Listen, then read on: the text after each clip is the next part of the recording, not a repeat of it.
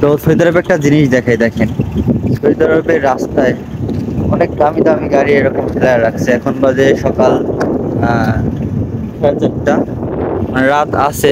দেখেন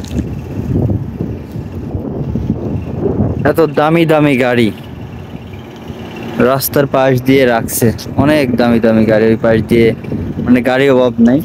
তো সৌদি আরবে আসলে গাড়ির দাম অনেকটাই কম, এজন্য সবাই গাড়ি কিনে ইউজ করতে পারে, এজন্য গাড়ির সংখ্যাটাও বেশি। এর আর এরকম রাস্তাঘাটে, তারপর বাড়ির সামনে অনেক দামি দামি গাড়ি রেখে দেয়, মানে এরা কোনো নিশ্চিন্তে রেখে দেয়, কারণ সৌদি আরবে কোনো চোর নাই, মানে সোজা কথা কোনো চোর নাই, এজন্য এরা রেখে দেয়। কোনো গাড়ির কোনো সময় চুরি হয় না, আর এদেশে চুরি হয়েও বেশি দূর যাইতে পারবে না, এজন্য আসলে চুরি হয় না।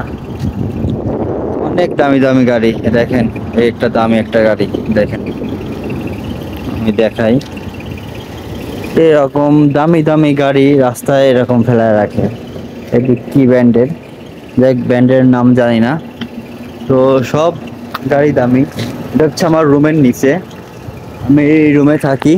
এই যে অ্যাসিড শব্দ হচ্ছে হেলিকপ্টারের মতো। আসলে আমার রুমের অ্যাসিডটা নষ্ট হয়ে গেছে, ঠিক করে না, কপিলে অনেকবারই বলছি। তো আসলে ভিডিও করার জন্য বের হয়েছি, আর দোকানে যাওয়ার ইচ্ছা ছিল, তো দোকান বন্ধ। তো একটু দোকান দূরে একটা আছে, কিন্তু ওটা অনেক দূরে হয়, এই জন্য যাচ্ছি না।